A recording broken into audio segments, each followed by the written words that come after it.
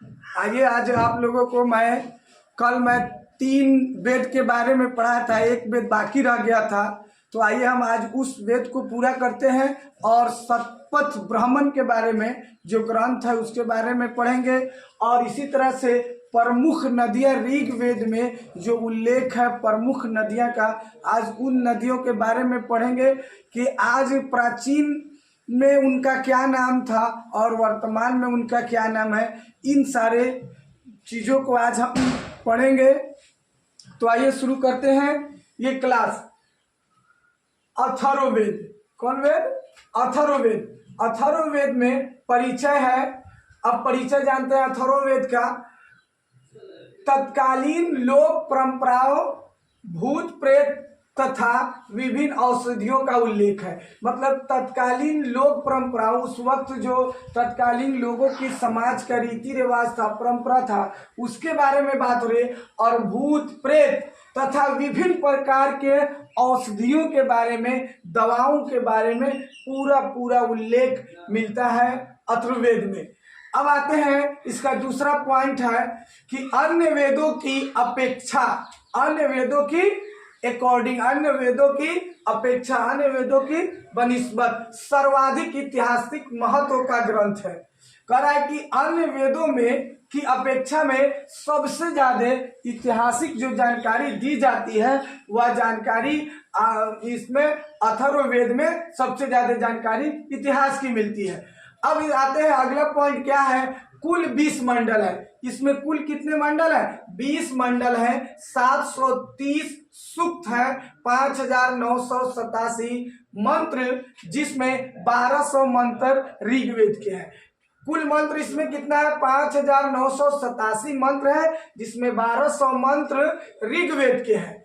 इसकी 2 शाखाएं हैं। इसकी कितनी शाखाएं हैं? 2 शाखाएं हैं। 2 शाखाएं हैं। नंबर 1 शाखा है शौनक और नंबर 2 शाखा है पिप्पलाद। पिप्पलाद। अब हम आते हैं उल्लेख में। उल्लेख इसका है कि मगध एवं अंग, मगध साम्राज्य एवं अंग दूरस्थ प्रदेश का उल्लेख है। दूरस्थ प्रदेश का, दूर दराज में ये मगध और अंग जो थे, जो राजा थे, इन दोनों का उल्लेख भी अथर्ववेद के अंदर मिलता है, दूरस्थ प्रदेश का उल्लेख। अब आते हैं हम, अगला पॉइंट उल्लेख में है सभा एवं समिति। प्रजापति के 2 पुत्रियों का उल्लेख भी मिलता है। सभा एवं समिति में किस तरह के लोग सभा रखते थे और किस तरह के लोग अपनी कम्युनिटी समिति बनाते थे। प्रजापतियों के 2 पुत्रियों का उल्लेख भी अथर्ववेद के अंदर मिलता है। अब हम आते हैं ब्राह्मणों की, ऋग्वेद में आता है शतपथ ब्राह्मण, काफी उल्लेखनीय ग्रंथ है।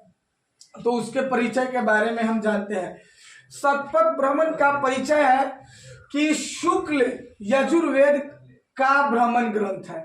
शुक्ल यजुर्वेद का क्या है? ब्राह्मण ग्रंथ है।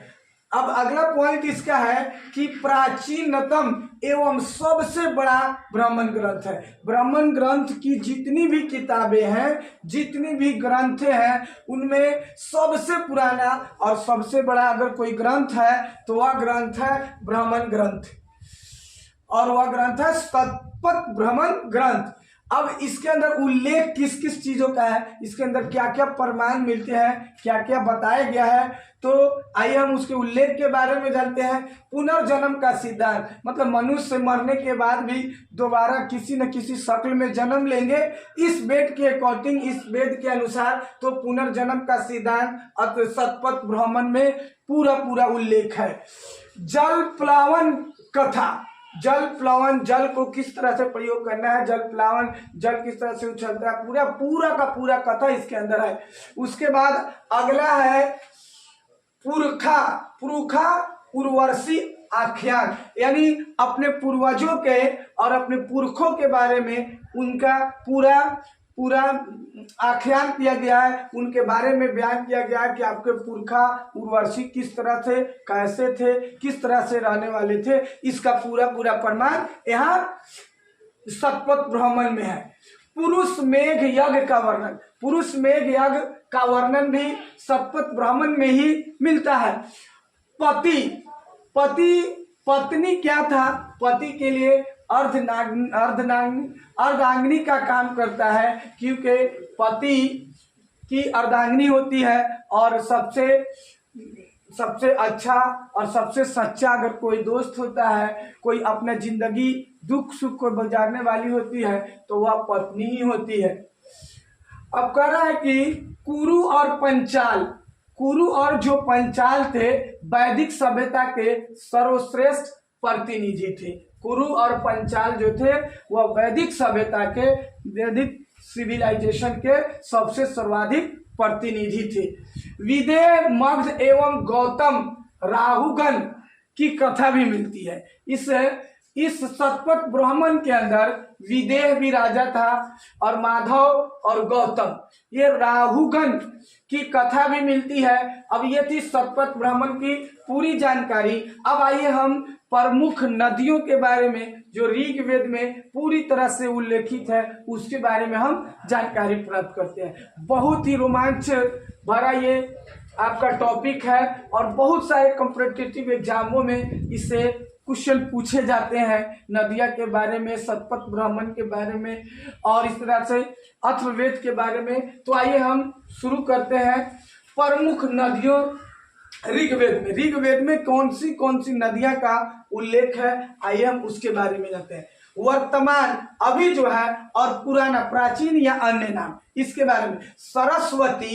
सरस्वती वर्तमान में नदियां हैं और प्राचीन में इस नदी को किन किन नामों से जाना जाता था, उनके नाम ये थे। सरस्वती जो है, सरस्वती इसका है नदी तुमा, देवी तुमा, माते तुमा, ये है नदी तुमा, देवी तुमा, माते मा।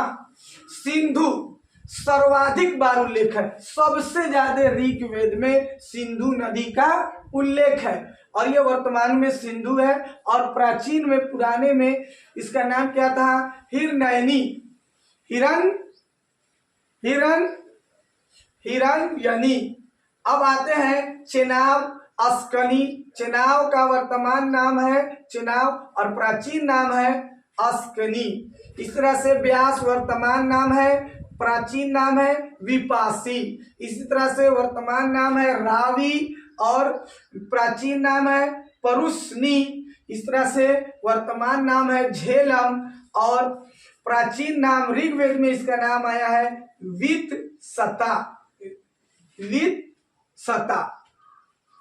या वितस्ता, ये भी कह सकते हैं वितस्ता।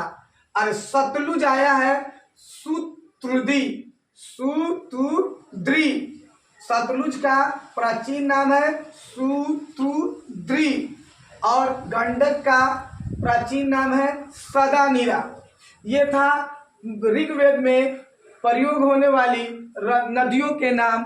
तो आइए, ये वीडियो अगर आपको अच्छा लगता है, क्योंकि काफ़ी मेहनत और काफ़ी समय बिताने के बाद, काफ़ी किताबों का स्टडी करने के बाद इस टॉपिक को तैयार किया जाता है और ये टॉपिक हर कॉम्पिटिटिव एग्जामों के लिए अत्यंत महत्वपूर्ण मानी जाती है।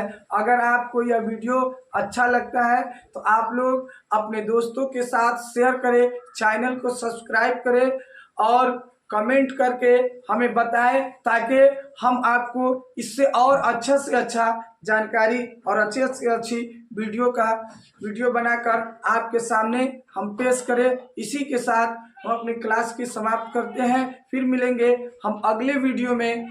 जय हिंद, जय भारत।